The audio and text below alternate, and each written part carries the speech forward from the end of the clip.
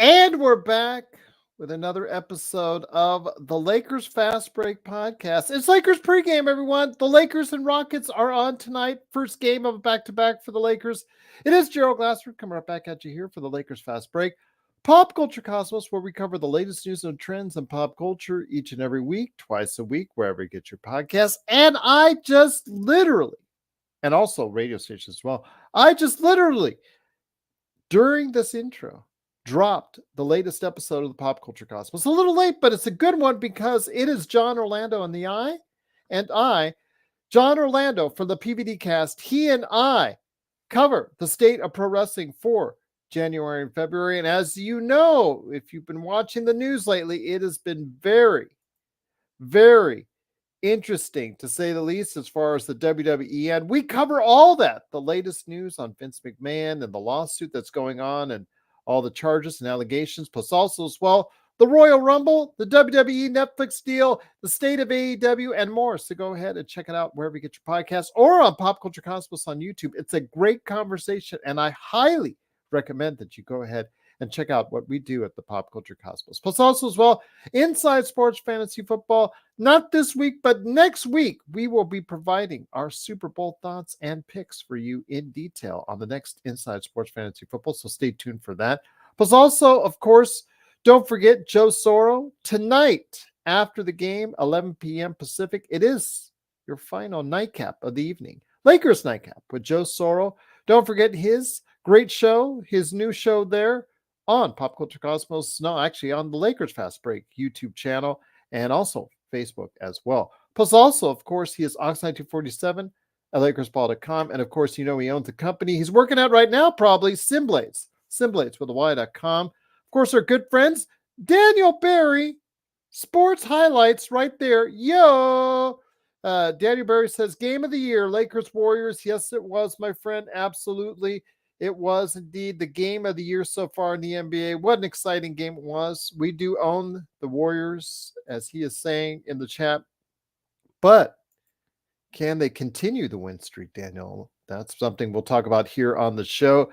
As they head into Houston, we'll find out what's going to go on with the final lineups right now. We'll talk about that here in a second. But it is Daniel Barry Sports Highlights. Give him a shout out or some love with a subscribe out there on his YouTube channel. Plus also as well, of course, Lakers in 5, Empire Jeff TV, Daniel Barry Sports Highlights, like I mentioned. Of course, the John McCallion channel and Lakers Corner. John Costa hopefully will be with us tonight for the postgame. Lakers Corner and Clutch Talk. Give all those great channels some love. And speaking of giving channels some love, please subscribe today to us here. Follow us on Facebook or Twitch or what have you to go ahead and get the latest notifications on when we go live on the air with the latest Lakers Fast Break podcast. Sunday says, Gerald Ham says, we worked out Cam Whitmore. Yes, he did. And called him a bright young superstar. That he did. I saw the comments just a little while ago on Twitter. And I actually just saw his press conference that he had a little while ago as well on the playback.tv / Lakers Fast Break, which I will go ahead and make a simulcast of here in a few minutes. He did say Cam Whitmore was a bright young superstar, and yet the Lakers passed him on the by. They worked out Cam Whitmore, and yet they passed him on by. He scored 24 points and 11 rebounds in 20 minutes the other night, which is about the same amount of points. It is the same amount of points JHS has scored all season long, yet they passed him on by. Empire Jeff TV, what's up? Go ahead and make sure you subscribe to his channel as well. He's over 1,000 subscribers and he's going strong. So please check out your latest Dodgers or Lakers info. When you're not checking us out here at the Lakers Fast Break, Empire Jeff TV, please, or Daniel Barry Sports Highlights. 2 great channels. Please support them as well. But it is the Lakers and the Houston Rockets coming up here in a little bit. Stay tuned for our simulcast. I will try to monitor it as best I can on Facebook, YouTube, and wherever you get your podcasts. Truly appreciate you watching. It is the Lakers and Rockets. And right now, according to the notes and what's going on with the press conference earlier for Darvin Ham as we get closer and closer to the game, looks like Anthony Davis is working out now. The starters for tonight's game is going to be, and I'm going to put it in the chat first and foremost, going to pop it right in there. right about now. The Lakers starter in Houston, it will be D'Angelo Russell, Austin Reeves, LeBron James, Anthony Davis, and no, not Jared Vanderbilt. His infatuation with Taurean Prince is alive and well. I know everybody does not want to hear that after the performance by Jared Vanderbilt, but you remember his comments after the game that he was going to get a good night's sleep, he was going to get some food, he was going to go ahead and think about that before he thought about changing the starting lineup. But again, Taurean Prince coming off the 24 minutes minus 22 0-point offering that he gave us in Golden State. Guess that rewards him for another spot and another timeout in the starting lineup. Doobie says you can't trust Ham. Man, I've never seen a coach hold a team back like this. Ding-a-ling. Yes, absolutely. Ding-a-ling is now one of the key words that's being called Ham, as started on by our good old friend, Mr. Magic Man Sean Grice. I truly appreciate him starting that. Of course, Doobie, the t-shirt still stands, my friend. He hates Ham in wins and losses. He's got a Doobie, you got to go and copyright that, man. You got to go and copyright that and put that on a t-shirt. Doobie says the lineup is screaming at him and he will still not do it. And that's obviously a big concern to everybody out there, why he is reluctant to go ahead and do so. It is kind of concerning that he is yet to go ahead and make the change that everybody else sees as blatantly obvious, with Vanderbilt playing so well above Joe and my expectations. So that's something that we definitely want to go ahead and get into as far as how well he can continue playing, because he's playing a lot smarter. He's not staying out at the 3-point line where he is not really a threat at all to really hit there consistently at all, or at all. But he is much better heading to the basket. He's much better in the dunker spot. He's much better trying to get you offensive rebounds and be able to go ahead and be there low for a pass from AD or LeBron. Much better, yes. Empire Jeff TV says, in Vando, I trust. I don't trust Vando right now because we're seeing a short sample size, but it's a lot better than Prince right now. I will say that, Jeff. Again, this was the man who this time last week was still shooting 15% from three. And yeah, it still was looking quite terrible trying to man the fast break or even dribble the ball over the half-court line. But they found better uses for him. They've actually go ahead and made an offense a little bit more effective for him, getting him underneath where he needs to be. He doesn't need to be out at the half-court line dribbling the ball. He doesn't need to be out at the three-point area. He needs to be underneath where he can catch, not think, just catch, shoot, score. That's all he needs to be doing right there on the offensive end. And that will make him a viable part of the Lakers offense instead of a 4-on-5 situation. So we'll see if that continues. But yes, again, no Vanderbilt in the starting lineup. Taurean Prince is still out there, him with a whopping 0 in Golden State. But it is the Lakers fast break. We truly appreciate Doobie is still very upset about that. Yes, the decision Darvin Ham is making in regards to that. But it is Gerald Glassford. Appreciate you joining us. It is, of course, again, the Lakers fast break. We will be bringing you live the simulcast coverage of the Lakers in Houston. As far as the chat from playback, it is not the actual game feed. And to everybody out there, especially watching overseas on Facebook, I cannot show you the actual game feed. That would violate several copyright laws from the NBA, and they would shut all of our channels down. So fortunately, can't do that. But yes, I can show you our chat, which is a great chat usually each and every time out at playback.tv. So that's Lakers Fast Break. Adam Hurley says, this is ridiculous. Ham really can't figure it out. He's just being very stubborn, Adam. I think that, the question keeps on getting thrown to him now. People are asking why he isn't making the change, especially after the extremely poor performance by Vanderbilt in the last game and the very, very good performance by Jared Vanderbilt in Golden State. Yeah, it's come with the fact that I think that he's just being very stubborn about it. I don't know why. I just absolutely, other than, again, leads just to stubbornness, whether or not the front office has anything to say about that and leaning on Ham to go ahead and make the decision to start Vanderbilt. We have yet to see on that. Doobie said, Ham is what you would call stuck in your ways. Yes, stuck in your ways. Yes, some like an old man, like me, like someone like my age, stuck in his ways, set in his ways. But yes, even I, who might be as old, might be set in my ways, I still see that Vanderbilt right now is the best option to start alongside the other four. You have the red hot D'Angelo Russell. Austin Reeves has been, hit or miss the past few games.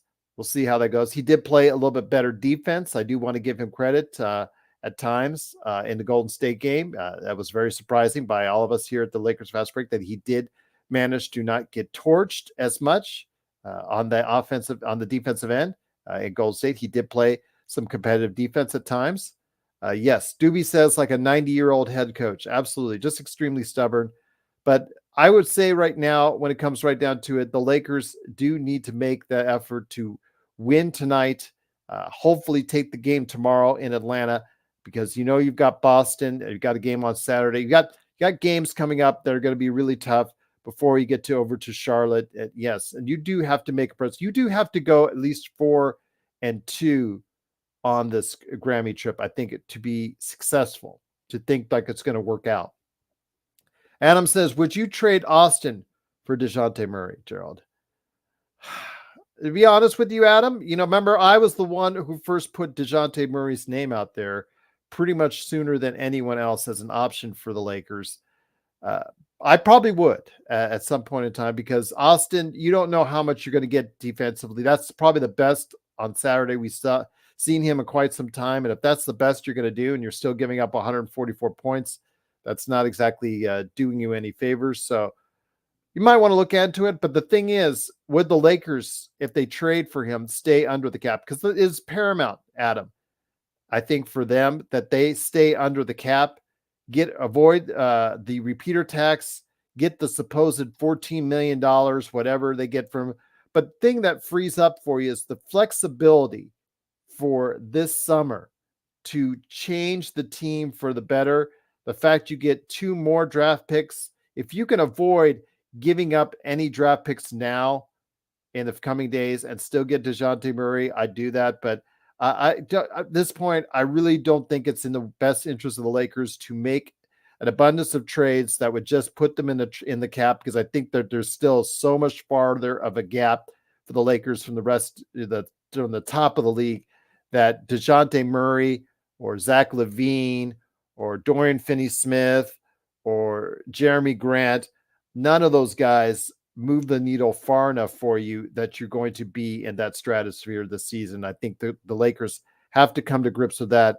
And just to make trades is not a wise decision. They have a chance to really make themselves and set themselves up for success this summer and some true flexibility. And if they decide to bungle it by making a couple knee-jerk reaction trades, I'm not all for that. But we'll see. We'll absolutely see. John says, what's up, Aussie? Hopefully all is well. Let's hope for another W. Once wins pile up, confidence grows, and the team can look very different. Let's hope that's the case. We've seen it already with D'Angelo, who's been playing with a lot of confidence in recent days. So hopefully we can go ahead and continue that. Big shout out to Alvin and Juan, who liked our Facebook video. Cannot thank you enough for doing so. It is truly appreciated. Once again, it is the Lakers Fast Break. It is Gerald Glassford prepping you up for tonight's game with the Lakers and the Houston Rockets. Adam says you're right. Don't make trades just to make trades. And it just seems like, everybody out there in Lakerland, they want to make all these trades to, let's get Zach LaVine, let's get DeJounte Murray, let's get Dorian Finney-Smith, let's get Jeremy Grant, let's get this guy, let's get this. And it's like we're just talking about role players, whether you talk about upper-level role players or rotation players or number 4 guys that would be on your team or number 3 guys that would be on your team. They're not quite at the level of what you need, as far as to get where you need to go. Zach LaVine could be a great opportunity under normal circumstances, but his $160 million contract and the fact that he hasn't played defense very well in years, the fact that he is getting close to 30 and with bad knees. It's just, and as he loses athleticism, he becomes less and less effective for you. So is that a smart answer to go ahead and, just give up that opportunity to go ahead and just trade for that? So yeah, it's of great concern to me what the Lakers will do. Standing pat is not exactly my favorite choice, Adam, and everyone out there, but it might be the wisest choice because again, this trade period, there is no star player that the Lakers need to add. There is no je ne sais quoi player that's going to just change the fortunes for the Lakers so dramatically. The Lakers may change their fortunes last season because they traded for a plethora of players that made a contribution, and they just don't have the assets that they do this time around. They don't have a $30 million expiring contract in Russell Westbrook. They don't have 2 first-round draft picks. They only have 1. And just to throw away, and Jeff said it, Empire Jeff has said it before, don't throw away your future, as far as for so much. We've already given away so much of our future already, for what we've had. And, the AD trade notwithstanding, because obviously that got us the title, that got us what we want. So kudos for that. But yeah, it just seems like it's, you don't want to make a trade just to make a trade along the margins. Right now, DeJounte Murray is not playing at a level that's so far above what D'Angelo Russell is that you'd want to trade for him in that way. Austin Reeves, is he playing that far above Austin Reeves? I don't know if he's playing that far above Austin Reeves. I do know he could be better defensively than what we've seen in Atlanta, because right now the Atlanta defense is absolutely atrocious. I think you and I and maybe your grandmother out there could probably score on Atlanta right now. But I think DeJounte Murray's defense is better than what we've seen, but it's not substantially better that, it's going to change the dynamic so much for the Lakers as far as that's concerned. I mean, Caruso's defense has been lauded a lot. And if we got him here, I think it would help substantially the perimeter defense problems and issues that the Lakers have. But, it's also the mindset. It's also contesting more threes. It's also contesting threes, period, which is something Darvin Ham has coached this team not to do, and allow as many threes as possible to be taken by the other team. So, as we often say, you can make all the changes you want, everyone, but Darvin Ham is still coaching this team, and that might be the biggest problem right now for the Lakers from what we've seen, because, his coaching has been under fire.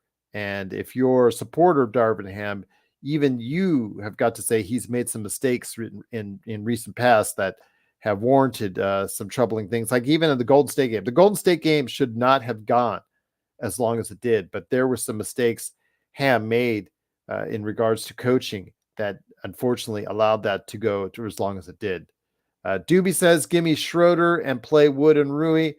Well, Schroeder went out for a big paycheck, and he's got one in Toronto. And yeah, I understand he's the backup point guard there now, but I know Toronto would probably want to ask for a first for him, or at least a couple seconds. And I'm not sure again, that's going to be all that good. Wood is, depending on the game, Doobie.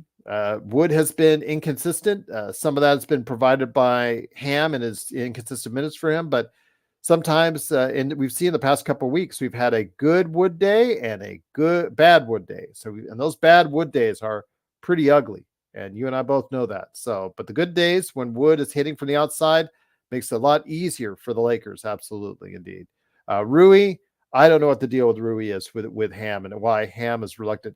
We talked about a couple of weeks ago when he stated that Rui was on a minutes restriction, and he would not indicate how long it was and how long it would be for, as far as it's concerned. He was very vague with reporters on that. So that's very troubling to see what's happened. Then he has played a 30-minute game beyond that. So again, he kind of contradicted himself in his own statements.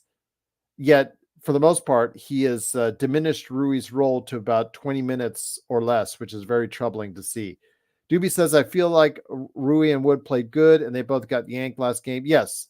Again, when you're having a good Wood game, it's something that you should go ahead and stick with a little bit longer. But Doobie, you're right. There's been several times, and Rodell and I have gone back and forth on this when Darvin Ham has pulled Wood when he's been in rhythm. When you have a good Christian Wood game, you should stay with it for as long as it takes, because it isn't every game that you're going to get Christian Wood to play that well. Adam Hurley says it would be nice to have a solid backup point guard with that Wood and Rui. We would have a pretty solid bench, in my opinion. We don't even have a backup point guard right now, which is correct. Absolutely. Gabe Vincent's status is still yet to be determined, how bad those knees are. And I know everybody still wants to trade Gabe, but if you're an opposing GM, you've got a guy that has bad knee issues already the first year in a 3-year contract. I wouldn't want him unless you're going to attach that 29 first-round pick along with it. And if that's the case, I might be more apt to take him. But yes, the Lakers do need a backup point guard. So maybe they can find someone in the trade deadline without going into the repeater tax once again. Because to me, that's the key. If you're going to go in the repeater tax, if you're going to go all in, if you're going to go into a situation where you have to pay more, you have to go into the repeater tax again, you better damn well sure have a great team that you've allotted for it. And you better make sure that you make trades for some really productive players, not just a backup point guard, not just a marginal or marginally slightly better guard upgrade from what you have now. You need a major reconstruction of the team if this team should go into the tax, if that's the case. Because if you just make a couple trades along the fringes and you slightly improve, but yet you're in the tax, the repeater tax, that's just dumb. That's just dumb and unsound fiscally financial planning by the Lakers on their part. And believe me, I will call them out on that, because again, the allure, and I'm not saying it's the right way or the wrong way, the allure of the Lakers doing something smart financially, saving money, getting money on top of it, and clearing themselves a lot for the summer as far as flexibility. It's out there, people.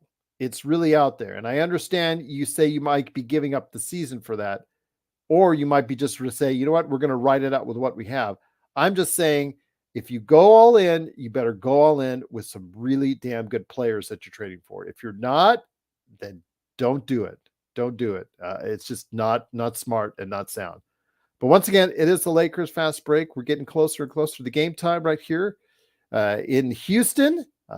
What's up, Empire Jeff? I will say it is going to be a good game, hopefully, with the Lakers. The Lakers have their regular starting lineup with Taurean Prince. Wishing you well out there. Empire Jeff is all over the place right now. Hopefully you'll be able to see what he's doing here on his channel as well. But once again, it is the Lakers fast break.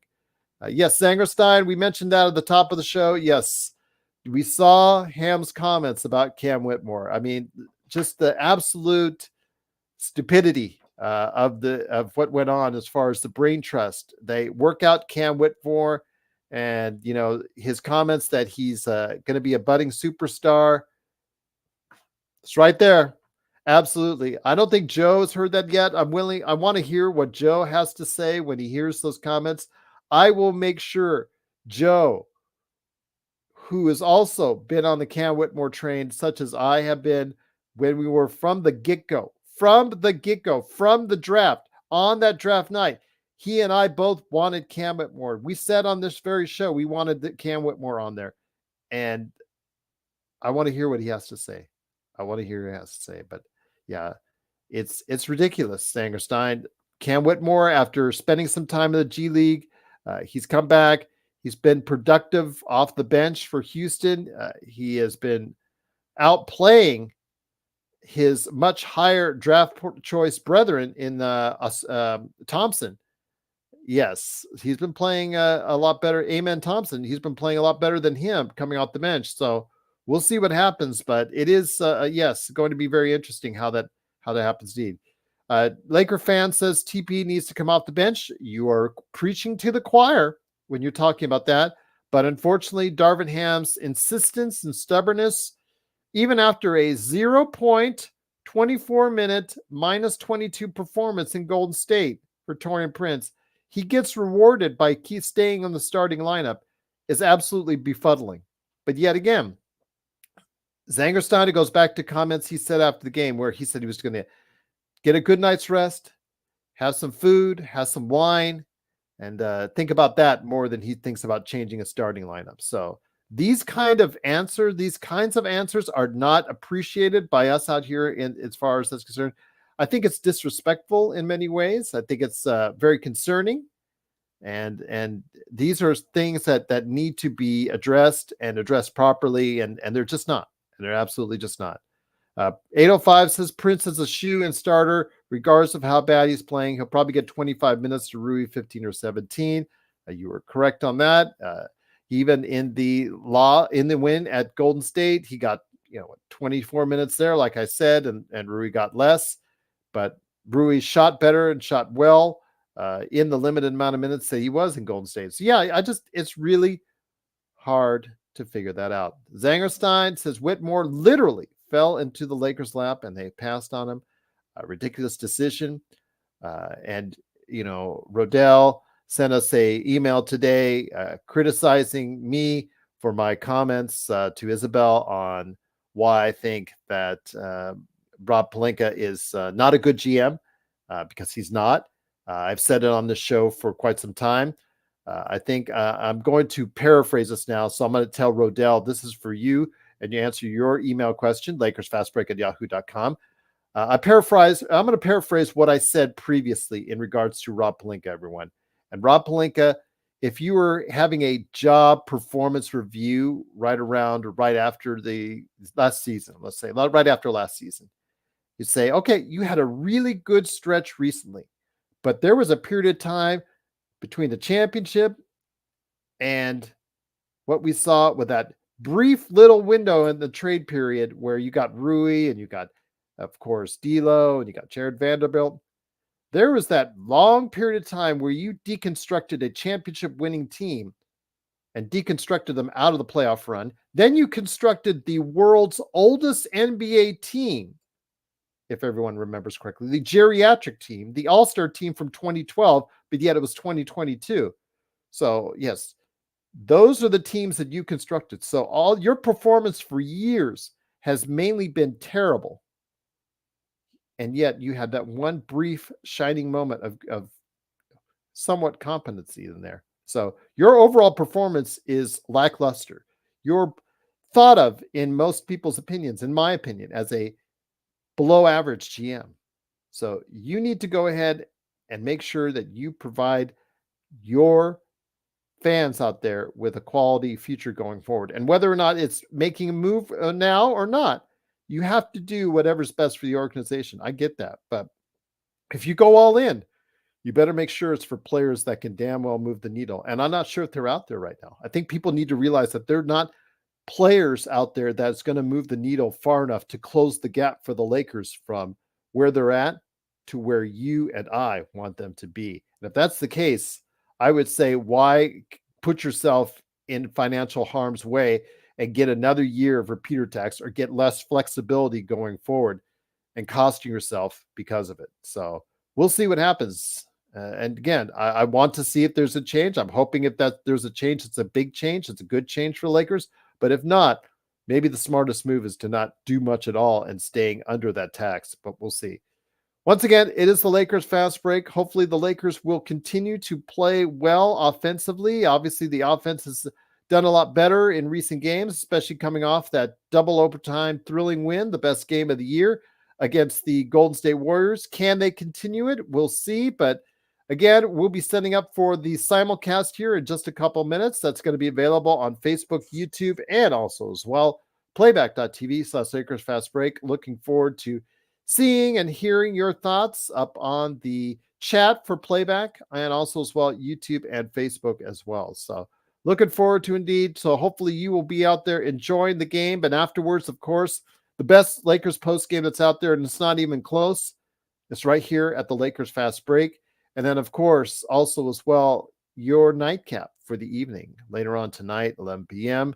Pacific. It is Lakers nightcap with Joe Sorrell. At least he says he's going to do one as of now. He might change his mind. He might not be in the mood for drinking. We'll wait and see. But yes, Zangerstein, wishing you well as well. Appreciate always what you do for us here at the Lakers Fast Break. Waiting for some new Z notes. That's all I'll say. Waiting for some new Z notes to go ahead and post on the Lakers Fast Break channel.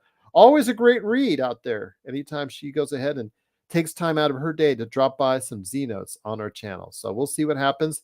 Zangerstein says it's concerning that your coach acts like a child and not taking this seriously because he has a preference and it's a 3-guard small ball. He's stubborn. He wants to insist his wants instead of what's actually should be there. You're right. Absolutely. Zangerstein says, yeah, he blames his players, but never himself. And that's the problem because we saw in the Golden State game, yes, the Lakers won, but if you saw the things that we saw, you'll understand he made mistakes. There were things out there that he could have prevented as a coach, changes that could have been made a lot sooner. And I think that, again, the game went a little bit farther than it needed to go. I think it should have been ended at 1 overtime, maybe even regulation, because I think the Lakers had the opportunity to take that game at 3 or 4 different times before they did. But hey, we got the win. We're now 1 game above 500. It is actually going right now as we go into the game tonight, 5:04. It is time now to go ahead and switch over to playback and also the game. So looking forward to seeing what you're about and seeing what you're going to say right here at the Lakers Fast Break. So for everyone out there, I cannot thank you enough for stopping by, watching, listening. It is the Lakers and Houston Rockets. Our simulcast will be coming up here in just a couple of minutes on this very channel. Looking forward to going ahead and showing it off and talking about it right here on the Lakers Fast Break podcast.